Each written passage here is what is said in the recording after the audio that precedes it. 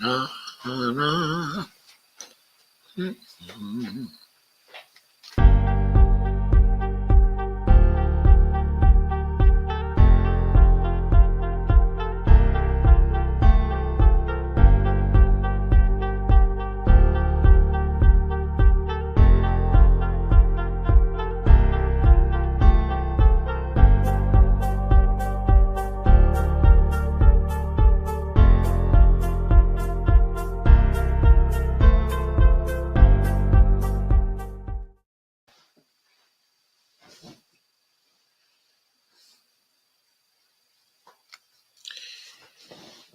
Hello, everybody.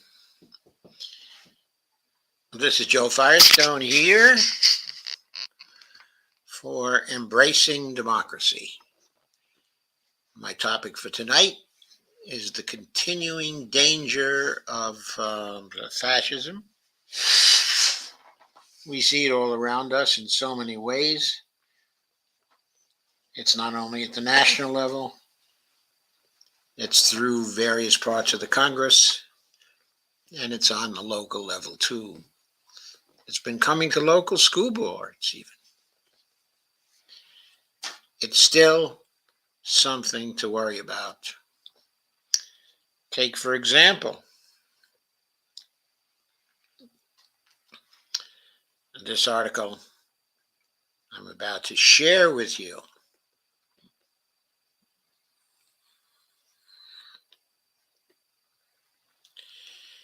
The article is entitled, "The U.S. Can Still Become a Fascist Country." Francis Fox Piven's Midterms Postmortem. Who is Francis Fox Piven? Well, you'll find out in just a couple of minutes when we go through the article. This was written by Ed Pilkington, a writer for The Guardian, on November 25th, 2022. While many observers have breathed a sigh of relief over the rout of extreme election deniers endorsed by Trump and his seemingly deflated campaign launch, the revered sociologist Francis Fox Piven has a more somber analysis.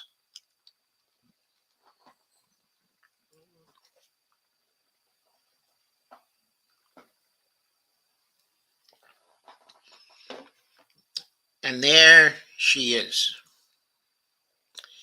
You can see she is very old. Francis Fox Piven has a warning for America. Don't get too relaxed. There could be worse to come. Quote, "I don't think this fight over elemental democracy is over by any means," she said.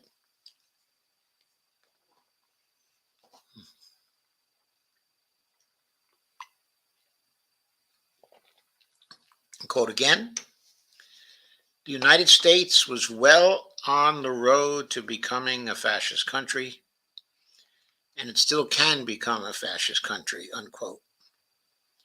The revered sociologist and battle-tested activist, an inspirational figure to those on the left, a bogey woman for the hard right, is sharing with The Guardian her postmortem of the 2022 midterm elections and Donald Trump's announcement of a 2024 presidential run. While many observers have breathed a sigh of relief over the rout of extreme election deniers endorsed by Trump and his seemingly deflated campaign launch, Piven has a more somber analysis.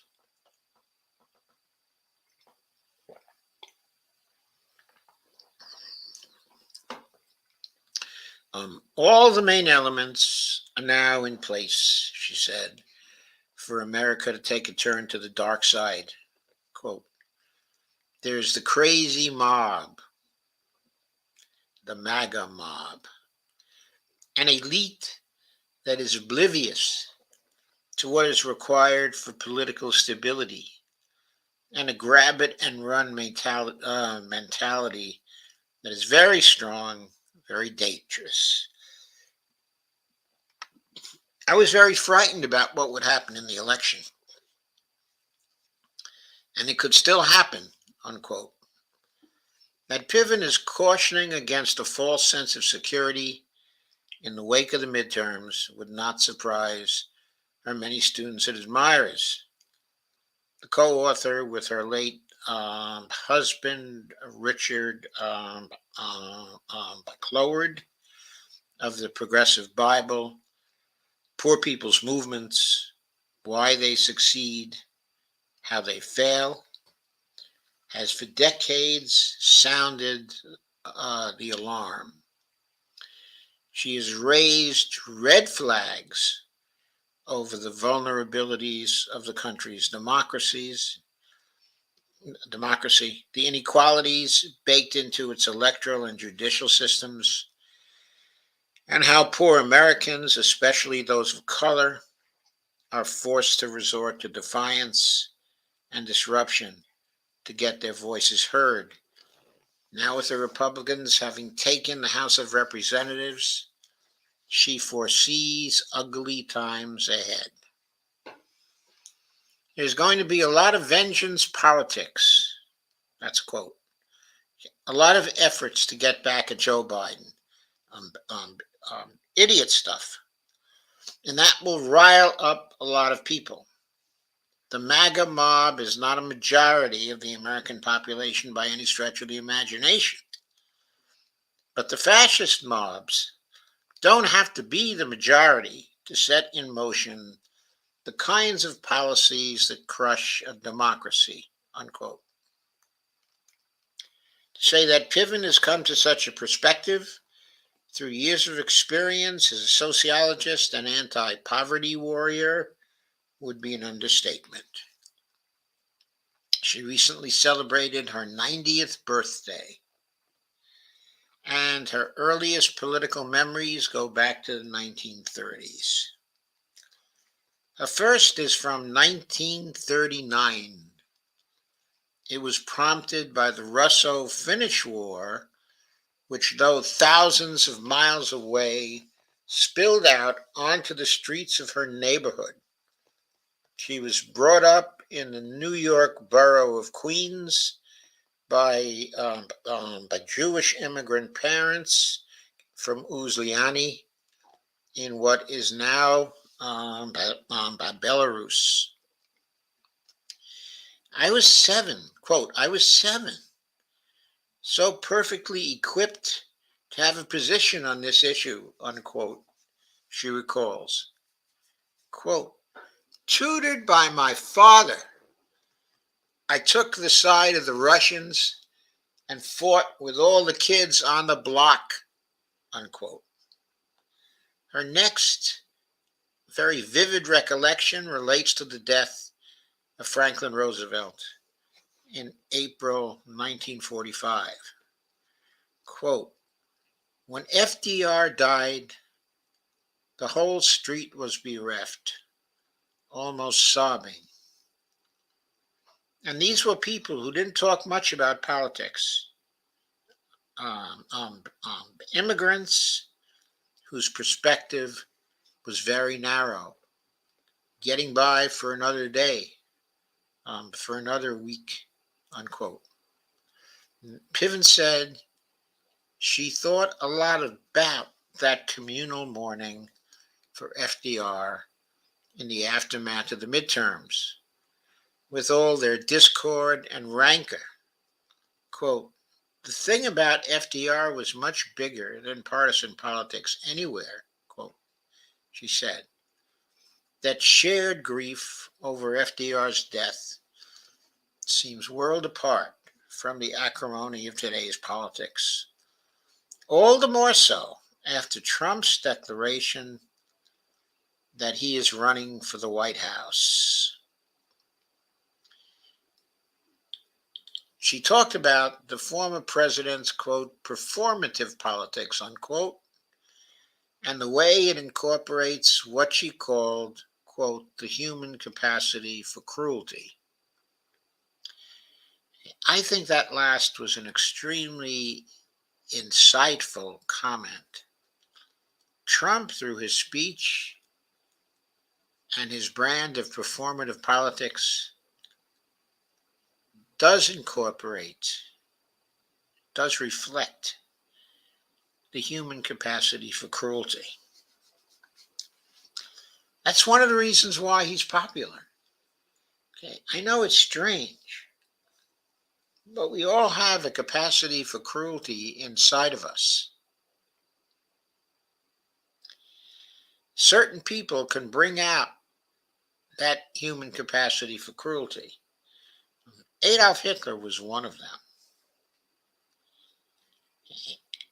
And Trump is another, with his capacity for ridiculing other people, for mocking them, for calling them names, for accusing them of crimes, for defining them as part of an outgroup. Those are the kinds of things that incorporate and reflect the human capacity for cruelty. Asked to point to an example of such cruelty, Piven referenced the attack last month on Paul Pelosi, husband of a Democratic Speaker of the House, Nancy Pelosi. Quote from Piven now. This crazy man broke into the Pelosi home and attacked an 82-year-old man with a hammer, broke his skull, and there were actually politicians speaking to a mass audience and laughing at it. Now, I have to assure you that Nancy Pelosi and her family were probably among the least popular people to Piven. She probably couldn't stand them as much, okay, as any of us. So this is not about whether Pelosi was a good person or not, or whether Paul Pelosi is an upstanding character. This is about attacking an 82-year-old man with a hammer and breaking his skull. When you don't have to do that.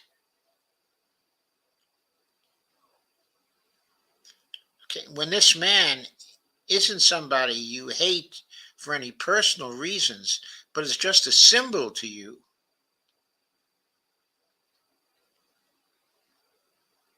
and then to have politicians speak to a mass audience and laugh at the predicament that Paul Pelosi found himself in,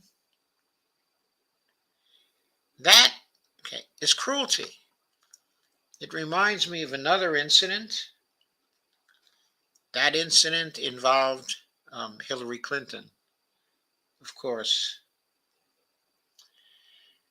When she heard about the manner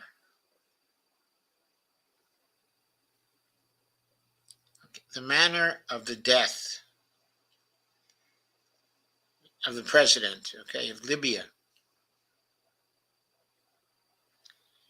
and she heard about his execution,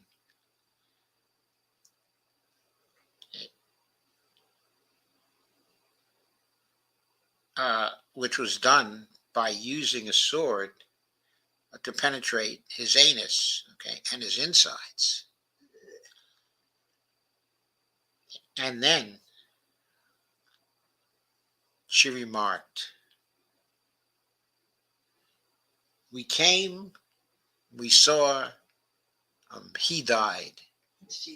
And she cackled about it. Cackled about it. That reflects a capacity for cruelty. What made other people just think of, oh God, that is ugly, and feel disgust? To her, it was a laughing matter. Quote, as thinking people, we don't pay enough attention to the human lust for cruelty. We're at a point in American politics where those aspects of our nature are being brought to the fore. Trump has been doing that for a very long time, and we have to stop it or else it will continue to grow.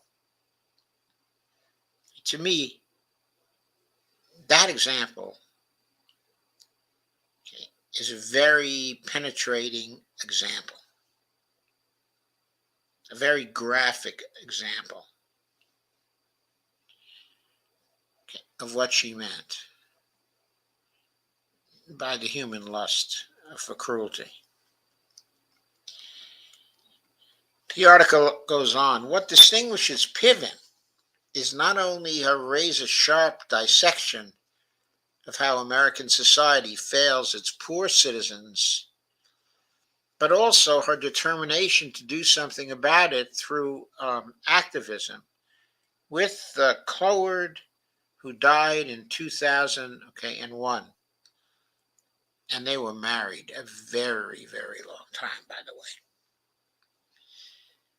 She spearheaded rent strikes in New York's Lower East Side through a group known as a Mobilization for Youth, which she joined in 1962, and which became a prototype for Lyndon Johnson's war on poverty.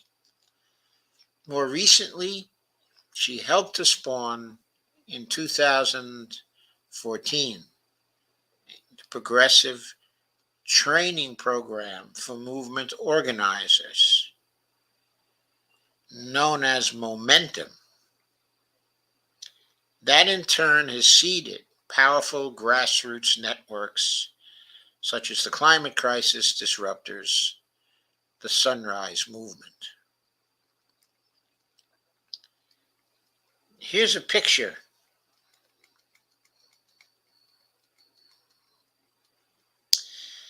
from the Society for U.S. Intellectual History. And who is that? Scaling the side of the Maths building at Columbia University to join student protesters in 1968? That's Frances Fox Piven. Scaling a wall, climbing into a window to join the students.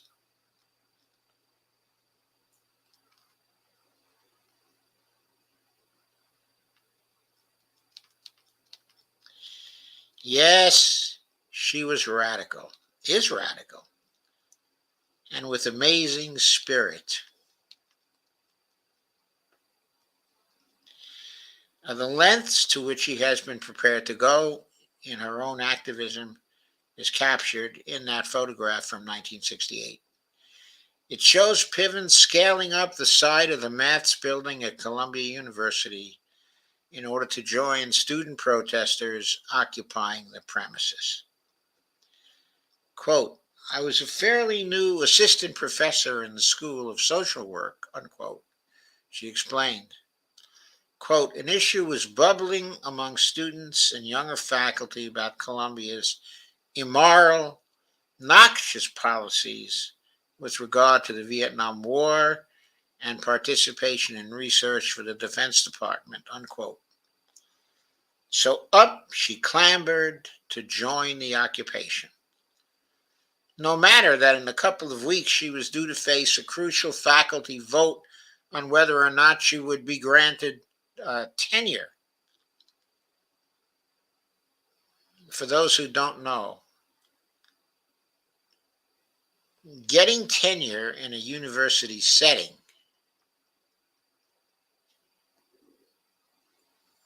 is something absolutely essential to a faculty person, because once you get your tenure, it is very, very hard for a university to fire you, whatever you do.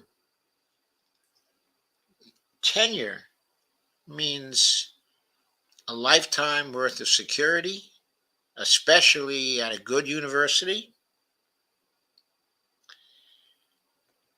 It's almost a guarantee that you will never be laid off and face economic insecurity again in your life. But she risked that to join the occupation.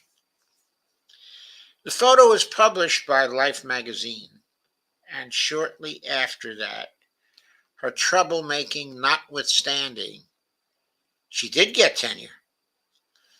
Being Frances Piven, however, she promptly quit the Ivy League university and transferred to Boston University, and from there to the Graduate Center of the City University of New York, where she remains a distinguished professor emerita,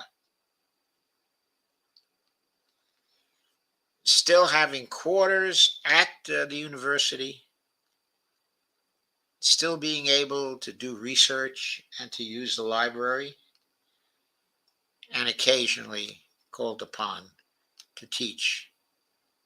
I don't know if she does still teach, okay, at 90. That leaning towards agitation, what she calls the power of dissensus, quote unquote, as opposed to consensus, quote unquote, still burns strongly in her. In her academic writings, as in her on the ground organizing, she sees movement politics and seeking change through the ballot box as essential partners. Quote, I don't think any large scale progress has ever been made in the United States without the kind of trouble and disruption that a movement can cause by encouraging large numbers of people to refuse to cooperate, unquote, she said. Quote again, but movements need the protection of electoral allies. They need legislative chaperoning. And here, I want to call your attention to those who have given up on electoral politics and who reject it.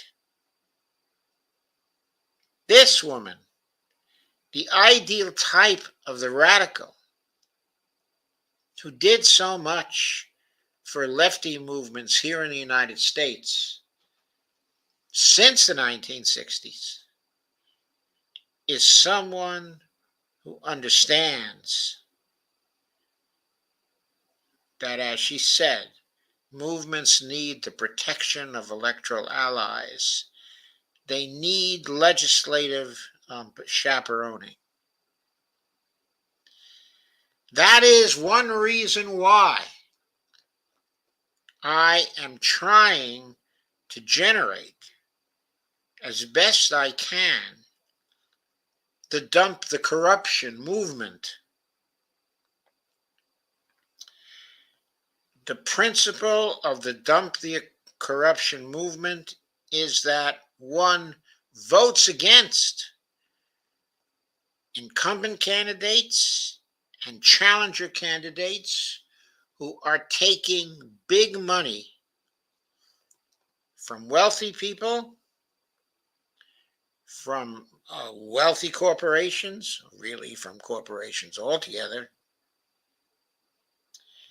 from party committees, because they are laundering contributions from the corporations and from wealthy people. and from super PACs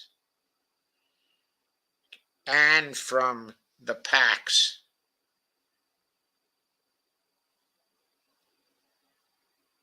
If someone is taking or getting money in the form of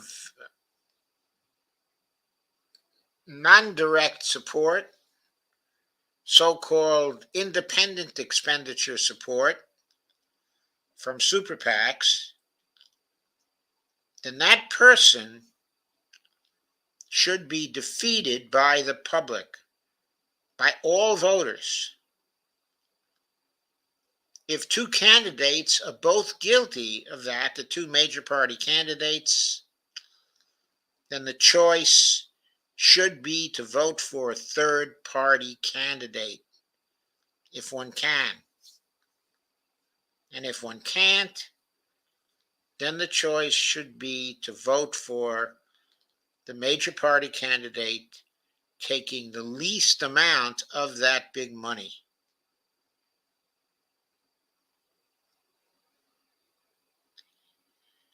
But I want to dump the corruption because we need people in Congress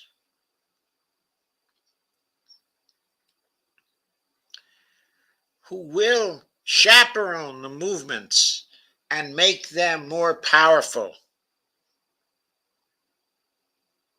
Because what the movements want has eventually to be signed into law. And you need the legislative chaperones to get those laws passed. Getting back to the post, Piven sees that dual model applying to today's struggle to confront global heating. Quote, the action on the climate crisis has to defeat the fossil fuel industry, which in turn is closely connected to many politicians. You have got to break that, and the only way I think in American history that kind of power has been overcome is by just shutting things down, unquote. Her championing of such acts of defiance have made her a popular hate figure for the far right. Security guards were posted outside her university office after the demagogue broadcaster Glenn Beck published a Photoshop image of her with her hair on fire and on the front page of his website, The Blaze. Quote, Beck blamed everything on Richard and me, unquote, she recalled. Quote, are you kidding? I wish I could claim that credit, unquote. It's been a long, rich life of political thought and action. I ask her to stand back a little, take in the big sweep. How does America look today perceived through the lens of her years? Her answer is this, quote, it's a very strange time in history, unquote, she said. Quote, it's not only the strangeness of our politics, it's global warming. The seas are rising. I just had yet another booster shot. It's very weird. I do not make any predictions, unquote. It sounded like her answer was completed, but after a pause, she started up again. Quote again, I do think that the only way to live is to live in politics. To me, it's an almost life-transforming experience to be part of the local struggle, even a dangerous struggle. You make friends that never go away. You see people in their nobility, and you find your own nobility as well. I would not trade my life for anything, unquote.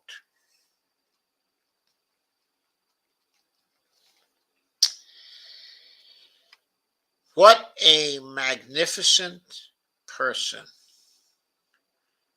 What a magnificent lady she is. And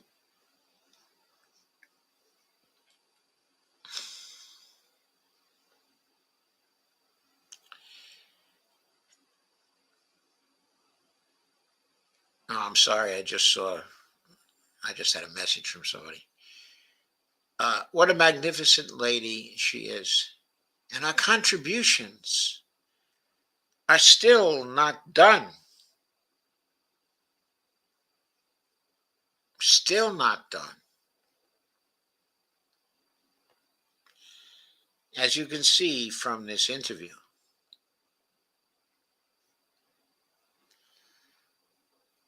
We will check her contributions, okay, a bit later. I'm sort of reminded that I failed to share.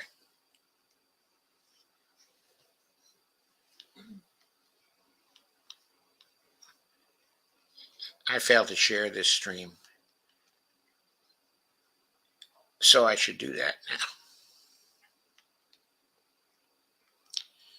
So there I go. So Piven again says that we can still go fascist. And here's another piece that points up, okay, the danger.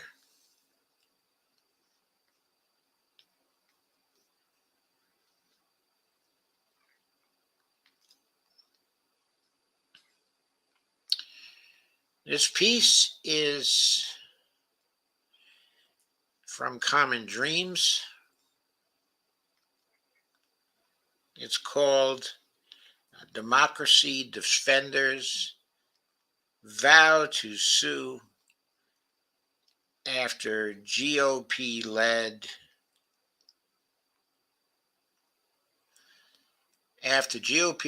Arizona County refuses to certify the election.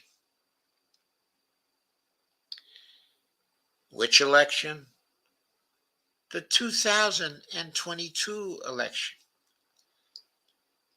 This piece was written by Kenny Stansel on November 28th. Pro-democracy advocates are expected to sue a rural Arizona county after a pair of GOP officials on Monday refused to certify this month's electoral outcomes despite a complete lack of evidence of miscounting. Heeding the calls of former President Donald Trump and other prominent Republicans who have repeatedly lied about voter fraud and advocated for rejecting the popular will, the Cochise County Board of Supervisors declined to certify the results of the November 8th midterm elections, in which Democratic candidates won races for governor, secretary of state, and attorney general. There is no reason for us to delay, quote unquote, said the board's Democratic chair, Ann English, who was outnumbered by the county's two Republican supervisors, Tom Crosby and Peggy Judd. In a 2-1 vote, the board called for, quote, a Friday meeting to have further presentation on the accreditation of the voting machines, unquote, according to Arizona Republic reporter Mary Jo Pitzel. Yes, I think that's how you pronounce her name. Crosby demanded, quote, presentations, unquote, from Democratic Secretary of State and Governor-elect Katie Hobbs, as well as, quote, people who spoke November 18th about alleged issues with accreditation, unquote. In the words of Democratic election attorney Mark Elias, quote, the only presentation Cochise is going to get is in a courtroom, unquote. Elias, the founder of the Democracy Docket, said the county, quote, will be sued, unquote, for missing Monday's legally mandated deadline to approve the official vote tally. And Mark Elias tweeted, this tweet is misleading. The counties do not have a choice. The deadline is today and is required by law. If they don't certify, they will be sued. And the tweet that he was commenting on was one from the Associated Press, which said 6 Arizona counties must decide whether to certify the 2022 elections. Voting totals have largely been certified without issue, but that's not been the case in Arizona.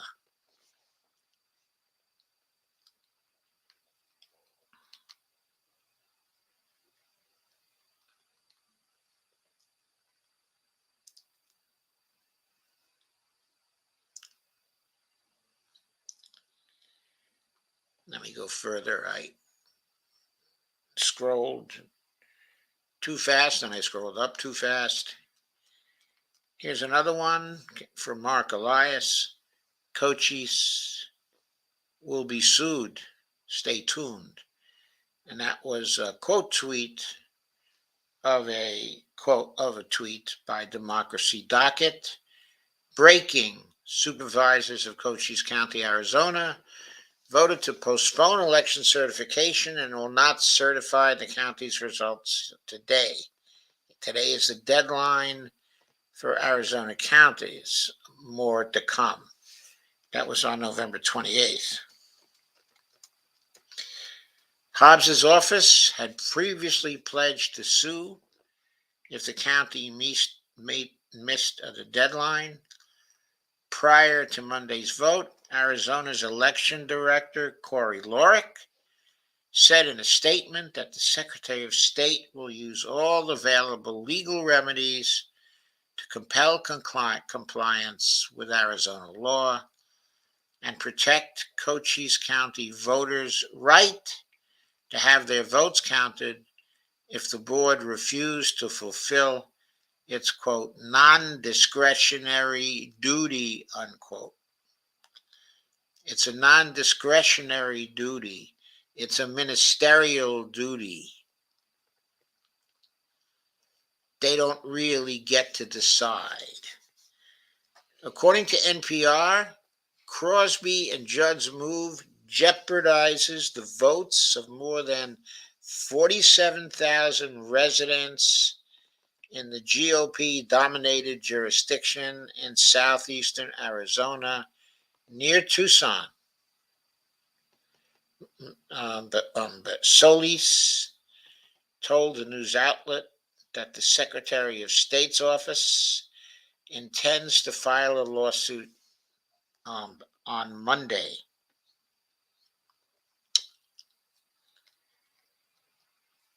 Well, that was the 28th, on Monday the 28th. As NPR reported, many election watchers have been raising concerns that Republican officials may disrupt the process for making the election results official after GOP leaders in Cochise County voted on November 18th to wait to decide whether to certify the results until the legal deadline on Monday. They cited claims about the certification of election equipment, which Lorick confirmed had been tested and properly certified. Still, Crosby and Judd have called for a meeting on Friday to discuss the claims. In the opposite corner of Arizona, another Republican-controlled county, Mojave County, may end up following Cochise County's lead in not certifying election results. Last week, GOP officials there said they want to hold off on making a decision until Monday's deadline in order to make a political statement. They recessed their meeting Monday and are set to resume their discussion later in the day. Elsewhere in the country on Monday, Pennsylvania's Luzerne County Board of Elections also refused to certify the midterm results. Quote, certifying election results is a ministerial task, said Elias, tweeted Elias actually. Quote again, this is what election subversion looks like in 2022. As we await certification by counties in Arizona, this is going on in Pennsylvania, where the deadline is also today. Let me be clear. Certifying election results is a ministerial task. This is what election subversion looks like in 2022. Breaking: Luzerne County Board of Election does not certify November 8th election results. Votes from the board to certify results. And James Mangan, Vice Chair, Republican, said no. Daniel Schramm, Democrat, abstained. Alyssa Fusaro, Republican, said no. Audrey Cerniak, Secretary, who's a Democrat, said yes. And Denise Williams, the chair, who's a Democrat, also said yes. So the vote from Daniel Schramm, a supposed Democrat, the abstention, enabled the board to decline to certify the result. Just really interesting.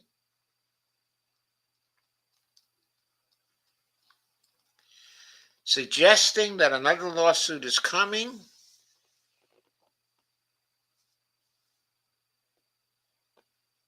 Mark Elias wrote on social media that right-wing board members in Luzerne County should ask their counterparts in Arizona's Cochise County, quote, how well this ends for them. So there it is. In 3 counties across the United States, you had people trying election subversion. These followers of Donald Trump, of Stop the Steal, of the big lie, are still there. And they're going to be back in force in 2024. If we don't do things between now and then to undercut what they will choose to do, we will have lots and lots of trouble. We have to counter what they're doing with the only thing that will raise the legitimacy of the government and raise the legitimacy of the electoral process. And that is for the government to do things for the people of the United States.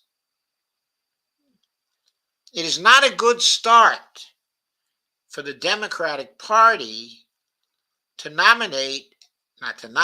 to elect as their new leaders, Hakeem Jeffries for Speaker, Catherine Clark for Whip, and Peter Aguilar for Caucus Chair. The Caucus Chair is usually the heir apparent to the Speaker if something should happen to Hakeem Jeffries, which is not likely because he's only 52. So, when Democrats chose to do that, including the supposedly progressive Democrats in the caucus, when they choose to do that, they are basically reaffirming the corporate submissive structure of the Democratic leadership in Congress. That is a leadership that is very unlikely to pass or to fight for. In this case, it's got to be fighting for because Democrats don't have control of the House yet. So, given that, it's even more unlikely that they will be able to pass anything. But their chances of passing anything were not helped by voting for this particular leadership. No one contested Nancy Pelosi's handoff to these leaders. There was no contestation. There was no movement to elect new and different leaders who would not be so favorable to the corporations. Our supposed representatives just allowed that to happen, alienating even more people from a Democratic Party that has failed to deliver for them.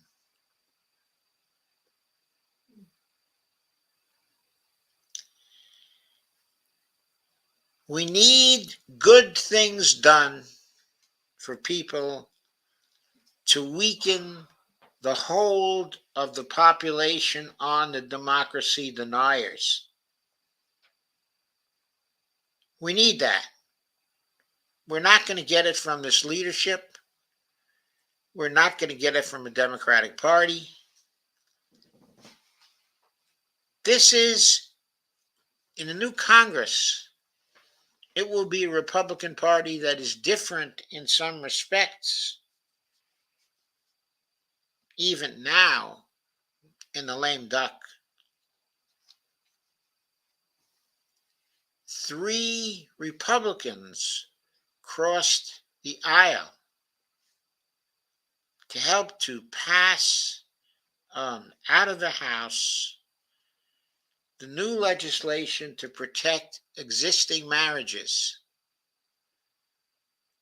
whatever the Supreme Court happens to later decide. That was a bill that was just passed out of the House.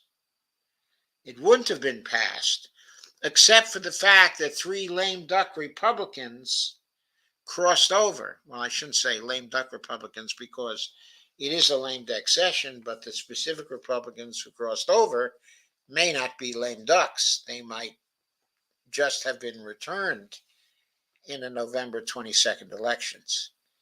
I did not note who they were, so I don't want to say that they're lame ducks. But that bill, which was a bill we all wanted as a first step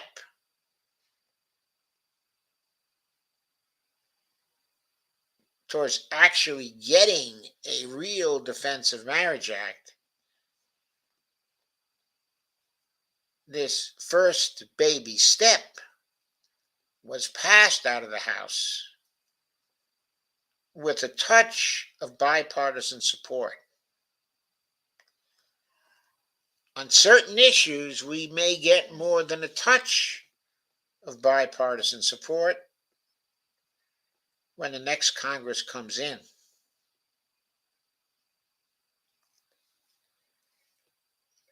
But we need bipartisan support for progressive legislation, not bipartisan support to get more bucks for the effort in Ukraine. We need that last thing like a hole in the head. So, I'm going to look at your comments now.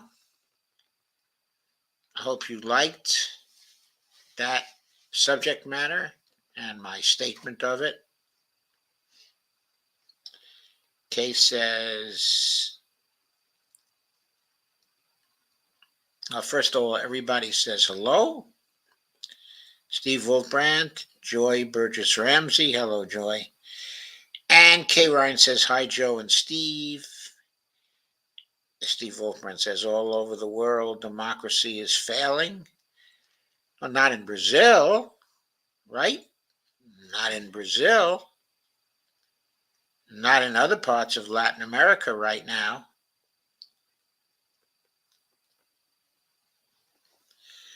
Also, strangely, Steve, it may not be failing in Russia. There are many people who think that Putin is not a dictator, but is subject to a collective leadership, with more and more power being dispersed to other leaders. There are many other people who believe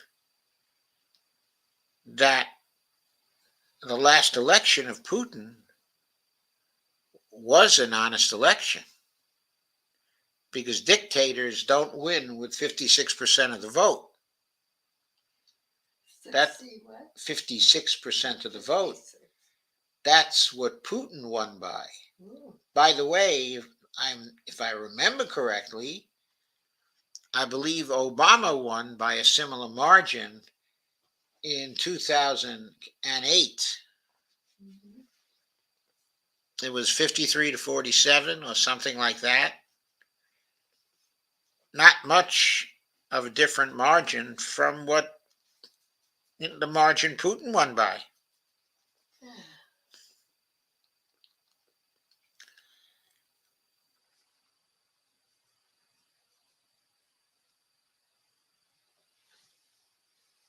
And Kay Ryan says, I'm not a Pegosi fan, but her husband has nothing to do with any of it. Well, actually, he and she most probably collaborated on various investments where she was using insider information from the Congress, and he was executing what she told him. So they did have something to do with the corruption. Okay, but that doesn't matter.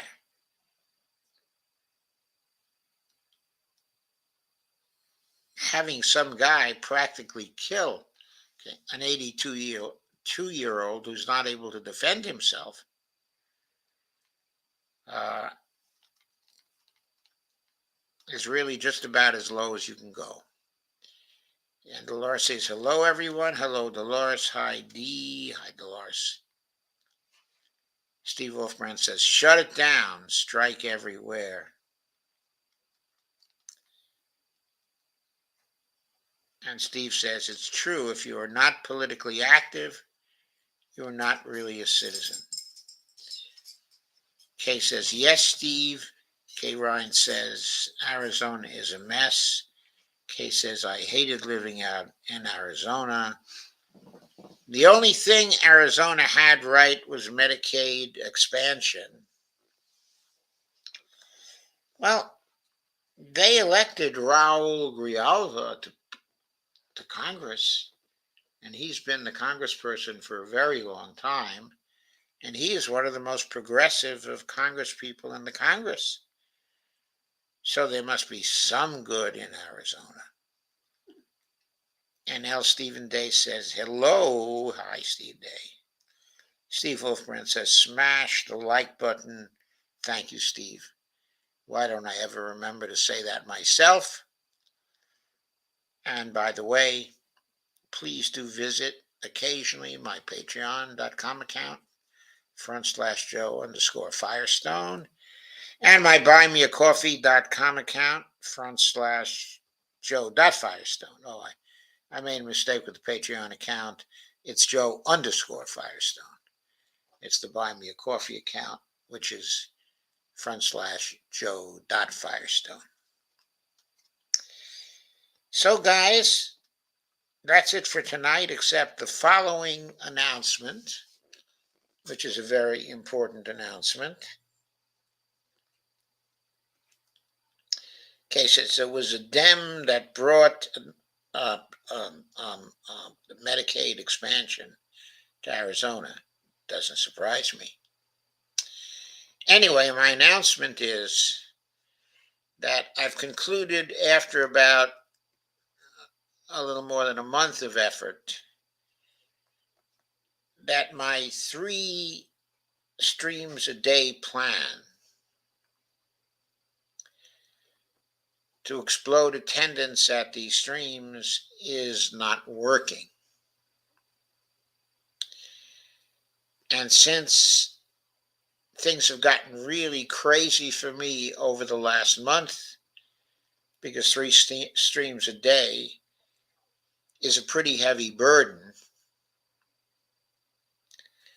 that I believe has been affecting my health, I've decided to discontinue the morning and afternoon streams. I still will be doing the evening streams at 9 p.m. from Monday through Friday, and so you'll be able to see me then. But I am going to put an end to the morning and afternoon streams because they were getting me up too early. I know they didn't seem to you to be very early because I was doing it, at 11 or 11:30. But to get a stream ready by 11:30, I have to get up fairly early, earlier than I would like, especially with the stream the night before. And in addition, the afternoon streams were interfering with things that Bonnie and I had to do in the afternoon. Okay, and I didn't want to have to worry about that. Kay says, "That's cool, Joe. You need to rest." Thank you, Kay. Thank you, Kay. So you've been seeing that I need to rest. Yeah, I do. So that was taking on too much. So what I'm going to do now is go back to 5 streams a week at 9 p.m. Okay, each evening. If that goes well, then I may expand again to do one afternoon stream.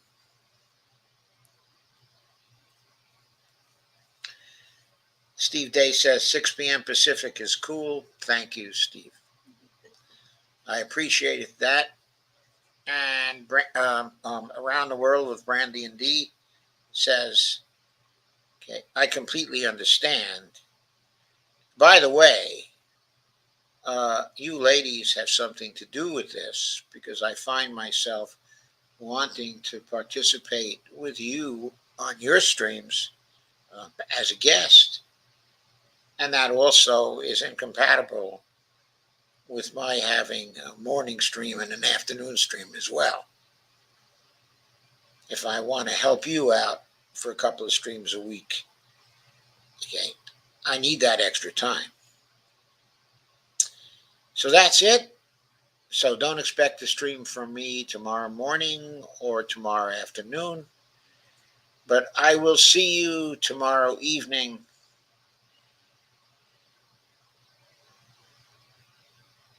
And hopefully, I'll have some good news for you then also. Okay, good news of another kind, okay, as well. So thanks a lot. And good night to everybody.